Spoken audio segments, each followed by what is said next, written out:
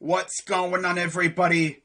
Crazy Dog back with another video, and this will be my Browns Ravens Week 12 Sunday Night Football preview as my 6-5 Cleveland Browns are on the road as they head to Baltimore, Maryland for a primetime matchup against Lamar Jackson and the AFC North leading 7-3 Baltimore Ravens.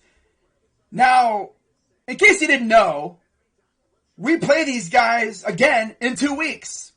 Of course, we have our bye week next week. So essentially, we play the Ravens, we use the bye week to make adjustments, and then we play the Ravens again. So I'm curious to see how both teams approach this game. We could easily see both teams kind of go basic this week and then really unleash the playbook in 2 weeks. Or maybe both teams just say, screw it, let's get crazy and see what happens. But yeah, we play these guys again in 2 weeks. This kind of reminds me of what happened in 2019 with the Browns when we played the Steelers twice in 3 weeks with the Dolphins in between. And of course, we all remember what happened in that Week 11 matchup in 2019. Yeah, Miles got suspended and our season went down the toilet. That was fun. Speaking of which, I just got an alert saying the Giants have fired Jason Garrett and old Freddie Kitchens has taken over as the new offensive coordinator for the Giants. So it'll be interesting to see what happens over there. But yeah, you look at the Ravens right now and they've been dealing with some injuries. They lost their top 2 running backs in the span of like a couple days during training camp. J.K. Dobbins went down. Marcus Peters went down too. And, of course, Gus Edwards went down. So they've had to use a plethora of different running backs. They've used Tyson Williams. They've used Le'Veon Bell, Devontae Freeman, Latavius Murray. Man, that's crazy. Now, if you ask any Browns fan, what do you think of the Ravens? You know what they would say? Oh, they're the luckiest team in the NFL. I mean, sometimes it's better to be lucky than good. But of course, the Ravens just so happen to be both. Right? I mean, you look at their schedule. Week 1, they lose to the Raiders 33-27 in overtime. Then the next week, they beat the Chiefs because the Chiefs fumbled on their attempt at a game-winning drive. Then, Justin Tucker wins them the game against the Lions. Then they smash the Broncos. Then they face the Colts. Of course, the Colts had injuries in the secondary, and the Ravens exposed that for the most part. Then they destroy the Chargers a week after we took them to the limit. Then they get smashed by the Bungles. Then they beat the Vikings because of Justin Tucker. They lose to the freaking Dolphins. And then they go and beat the Bears with Walmart Lamar Jackson at quarterback because Lamar Jackson got sick and he couldn't play. So Tyler Huntley came in there and led them down the field on a game-winning drive because the Bears freaking suck. By the way, again, speaking of which, I actually saw something that said apparently Matt Nagy could get fired after the Thanksgiving game. So it'll be interesting to see what happens there. But yeah, we got these guys 2 out of the next 3 weeks here. And of course, the Ravens play the Steelers in between our 2 matchups. So that'll be fun. Hopefully the Steelers rough them up a little bit for that second matchup, right? But then after that, the Ravens got the Packers, the Bungles, the Rams, and then the Steelers. Whereas we got the Raiders, the Packers, Steelers, Bungles. Ooh. So, yeah, we both have very tough endings to the season. Very tough schedules left. That's going to be fun. The AFC North is probably going to come down to like the final week or something. That's just the way it's been. All 4 teams are still in the hunt, which is not too often these days. Usually by now, either we would have been eliminated practically, not officially, but like pretty much, like, you know, we would have been like 3 wins or something. And of course, you know, the last couple of years, the Bungles would have been pretty much out of it by now. But look at that. All 4 teams are still in the running. And, of course, we play the Bungles week 18, and the Ravens play the Steelers. So yeah, I expect it to come down to the final week of the season. And that's going to be fun. We'll see if they flex our games, which they probably will if that's the case. But yeah, you look at this Ravens team on paper, they're a really good team, of course.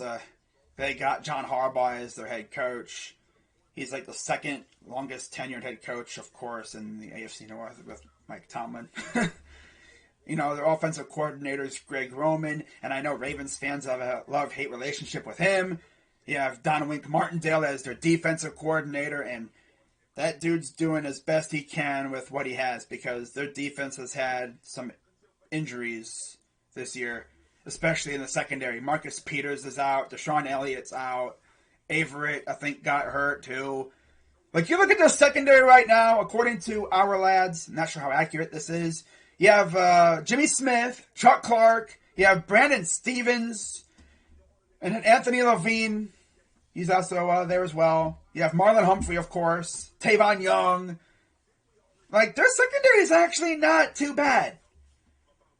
Now, of course, they're going up against an injured Baker Mayfield, so we'll see what they do against him. Hopefully Baker doesn't play like an absolute dingus this week. You know, hopefully he gets the ball to our receivers and not to the defender. You know, got to throw the ball to your guys, right? I mean, he's had a knack for overthrowing his guys, so hopefully he can get that taken care of. And I think we could move the ball against the secondary. But their front seven, as usual, is pretty good. You have Calais Campbell, Justin Ellis, Justin Madubuike. You have, of course, Justin Houston, legendary pass rusher.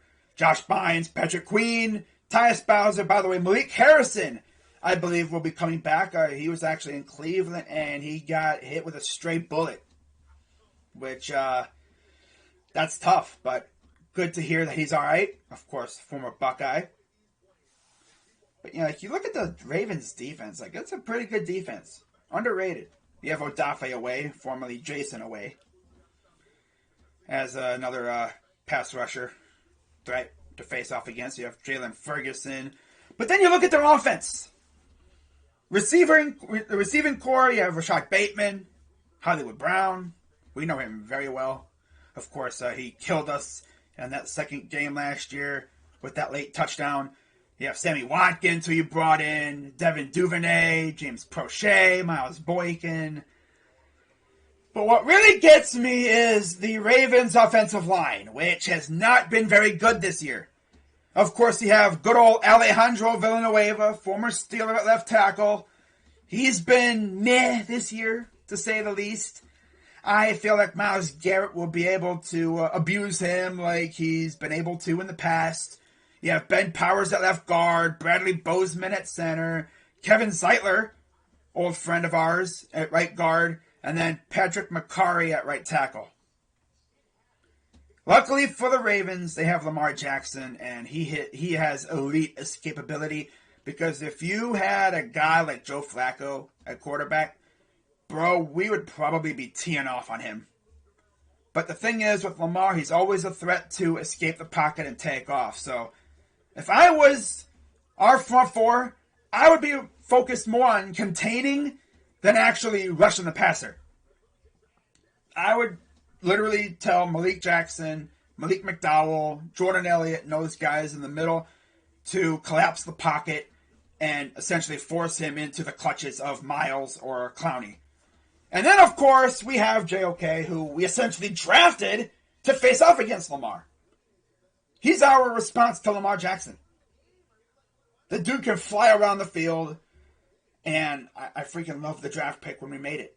Now, of course, he's dealing with an injury, so we'll see how that affects him. But yeah, hopefully, we play smart on defense, and we can contain Lamar, which is always very tough. We haven't really been able to do that. The one time we beat him in 2019, we forced a couple turnovers, and we ran the ball down their throat with Nick Chubb. That's essentially the game plan here. Force turnovers and feed Nick Chubb. That's always going to be the game plan against these guys. And keep their offense off the field, too. And wear down their defense, as usual. But yeah, 3 keys to victory for this one. You already know key number 1. Run the ball. Feed Nick Chubb, like I literally just said. Key number 2, Baker, I'm going to need you to not be stupid. Alright? Be smart with the ball. I mean, you got to try to at least get it to your receiver, man. Give your receiver a chance to catch it. Alright? You're not the leader of a freaking coup d'etat. I don't need you overthrowing people. I need you to get the ball to your receivers, man. Because our defense is going to have their hands full already. And if you're turning the ball over like you were these past couple weeks, our defense is going to get worn out. And you can't be like that facing Lamar Jackson. Because against a worn-out defense, he's unstoppable. He tires out defenses. I mean, the dude is very hard to get. He's like greased-up deaf guy in Family Guy. You know? Very hard to bring down. Because you think you have him, and then, he goes through a hole that just opened up last second. And then key number 3, this has pretty much been key number 3 ever since I started doing these. Don't be out here committing stupid drive-killing penalties. Be smart with that stuff. How many freaking penalties did we even have last week? I think it was like 10, maybe more. And half of them were mental. Freaking false starts, offsides, encroachment. Like, dude, pay attention. Man, a lot of it's because they weren't in it mentally. Their focus wasn't there. Gotta stay focused. Alright? Don't get off your game. Because if you get off your game, you start doing that stuff. And that hurts us even more. Especially when you get a stop on 3rd down, and then you see that old piece of yellow laundry on the field, and then the ref says, encroachment, defense, number 95. Well, the worst one is you get a big stop, maybe like a big PBU, and then, flag, and then it's, personal foul, defensive pass interference, or, roughing the passer, defense. And then before you know it, they get a first down, drive continues, and they wind up scoring or something because we couldn't get off the field. That was a major issue a couple weeks ago. Now, against the Lions, I know it's the Lions, we were able to get them off the field. Of course, the offense barely had a pulse, but the defense actually did pretty good. Couldn't get to the quarterback. But I credit that more to the Lions scheming away from Myles Garrett and mitigating our pass rush with quick passes and running the ball with DeAndre Swift. So we'll see how we do this week. Of course, we play these guys in 2 weeks, so it'll give us a chance to make adjustments, and we have the bye week in between, so we can get healthy and then get ready for our game again in 2 weeks.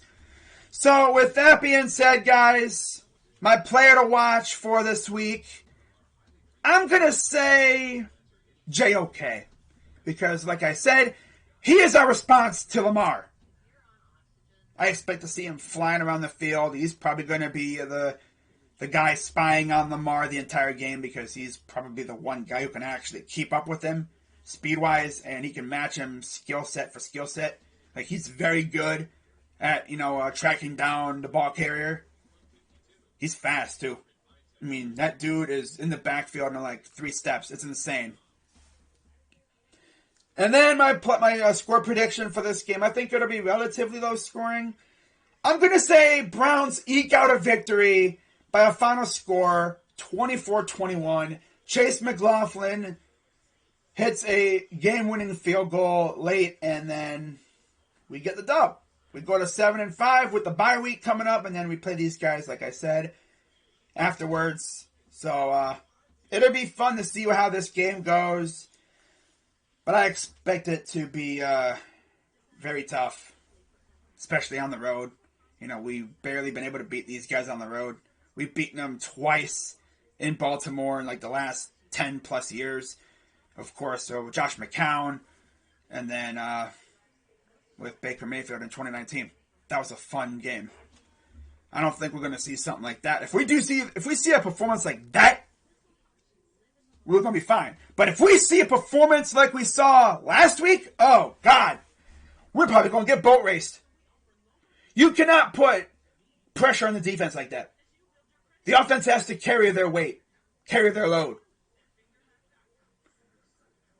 I mean, this would be a great week to see the offense and the defense both wake up and ball out. That'd be great. I would love it. I would love it. These next couple weeks are huge in the AFC North. Especially for the Ravens, because they have 2 against the Browns and then they have 1 with the Steelers in between. We could either gain a lot of ground or we could lose a lot of ground this week, these next 3 weeks. So let's focus on this week. Let's get the dub and then get it into the bye week. And then rest up and then we got the Ravens again. So with that being said, I'm Crazy Dog 99. Let's go Browns, and I will see you tonight for my Week 12 picks. And then, of course, I'll be live tomorrow for Cavs and Suns. Hopefully we won't embarrass ourselves. So with that being said, I'm Crazy Dog. Let's go Browns, and I'm out.